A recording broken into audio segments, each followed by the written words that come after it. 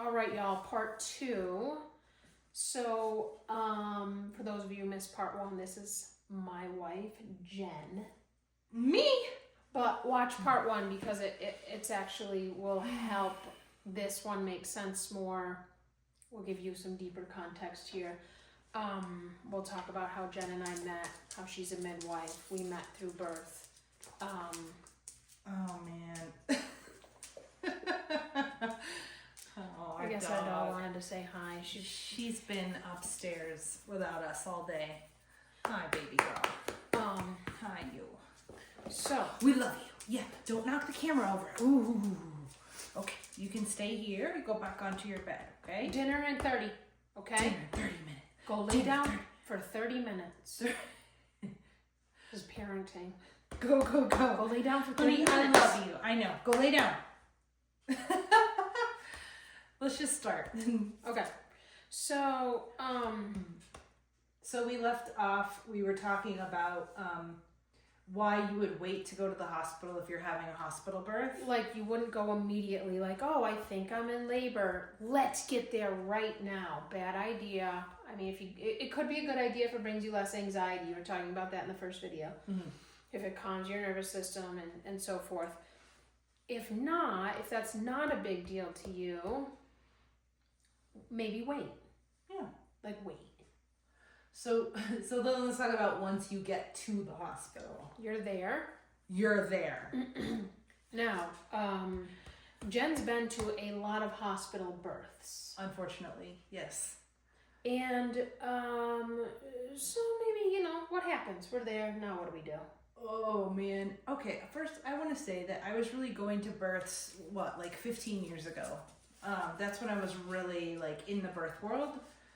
Before Heather and I met, when we met, and after we met for, 3 or 4 years. I was really in the birth world. Yeah. And at that point in time, which was 2010-ish, Yeah. the births were not going well at the hospital. Well, they're not going to be going any better by right now. Right. I'm just saying when I was there, okay? What do you mean by that? Yeah. So what I noticed and why I started to get discouraged with birth and why ultimately I stopped midwifery, there were many reasons, but was that I was like, oh no, women's bodies are having a really hard time. And you can put on all the enya you want. You can run a bath. You can have essential oils. Which are all lovely. Lovely additions. However, it's really not helping anyone give birth to their babies. There's a much deeper problem happening that no one's talking about, and it's not being addressed in the midwifery world. Which at is all. The hormones aren't strong enough or healthy enough, which is just a repetitive theme in this pregnancy labor series here. It's just a repetitive theme and why they're not healthy. I talk about that before. There's so many reasons. Because also women who are interested in home births or interested in a natural birth in the hospital, they're fed this narrative that your body can do it and you're strong and women's bodies have been doing this for hundreds of years and you're joining this cohort of women who are birthing their babies, and it's that is really misleading because our bodies are not the same as they were hundreds of years ago from everything you talk about. Yeah. Right? Modernity and being in the modern world, vaccines, antibiotics, diet, genetics, then and it's just so antibiotic. I mean the whole thing. Now then we have birth control, and then we have all these things that manipulate the hormones, which I talk about, and I talk about on the hormone course on my site, constitutionalhomeopathy.com, that we mentioned last time. But just buy the hormone course. It's going to be linked in all these videos. it's solid. But I was just seeing our bodies are not the same as they were. We can't just squat on the kitchen floor and have our babies, We're in a totally different social, societal setup now. Yeah. And our bodies are not the same. So it's the same kind of concept where people are like, oh, you have an immune system for a reason, just let it fight things off for you. And most people's immune systems are pretty compromised at this point in history. And it's actually not realistic that our bodies can just fight off things naturally and by itself, as maybe, you know, it's just not like some things we could have had an easier time fighting off in the past is now like, oh, it's kind of like a more intense situation, and it's because we've compromised our immune systems for so many generations. Same thing here with birth. Women can't just, it's like if you're going to labor and but you haven't prepped your hormones and you get into labor, it's like going into a test that you have no fucking idea about, you didn't study for. It's like, you know, it's just, you're kind of going in blindfolded and you're just like this. Just, and when in doubt, circle C. Well, yeah, and also like, the natural birth world is doing us a disservice because they're saying like women's bodies are strong. Yeah. And that's, well, of course I want to agree with that agenda, and that like feminist perspective is actually a lot more complicated than that. And so it just leads women astray when they're like, but my body's supposed to be strong and like I'm supposed to be able to do this, and it leads people so confused. Yeah. And one thing I want us to start thinking about is thinking about also the birth trajectory in the entirety of our reproductive cycles. So if you're a woman who has endometriosis, who has fibroids, who has scanty menses, like I never know when I'm gonna bleed and it just happens. Irregular menses, short menses, any issue with your menses, it's gonna be connected to your birth experience. Yes, ma'am. Like you are not just gonna be like, I have uterine fibroids the size of a volleyball, and I don't understand why my labor is challenging, right? Like we want to start just really simply connecting these dots, because part of what's happened to women's health and knowledge about women's health is that we have stopped being able to connect simple bridges like this together, right? They're no longer connected. Right. Or I can't get pregnant, and you have such a hard time getting pregnant that then you either have to do it artificially or it's just like a mistake, and like one day it takes and then you're like, but why is my pregnancy needing a scheduled C-section? Because, you know, it's like, yeah, we just wanted to look at the whole narrative of your reproductive life. Yeah. The whole story, right? Yeah. Like, so that it all starts to make sense as a whole. Yeah.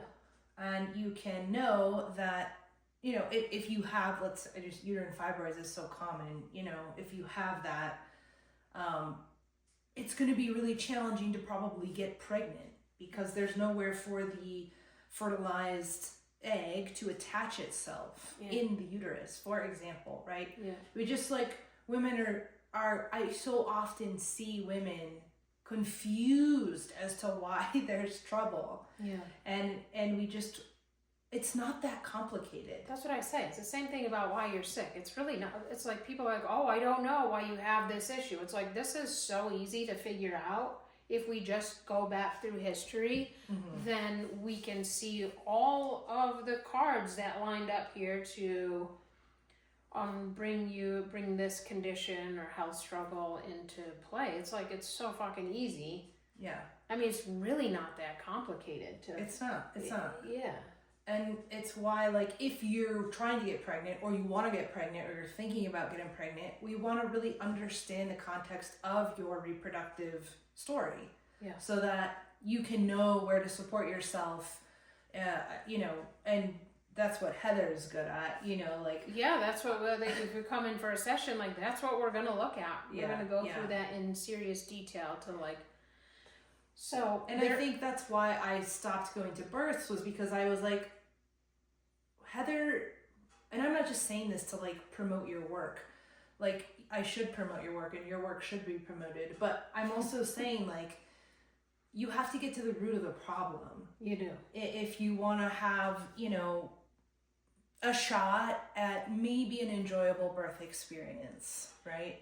Yeah. And I'm sorry, like, estrogen dominance or is not the root of the issue. Why do you have that? or that's just or some other hormones are out of balance. If we're just looking at birth, it's like, okay, why? Yeah. Then people just stop there. Oh, so now let's metabolize your estrogen more effectively. It's like not helpful. So they're in the hospital. Yeah. So you've gotten to the hospital.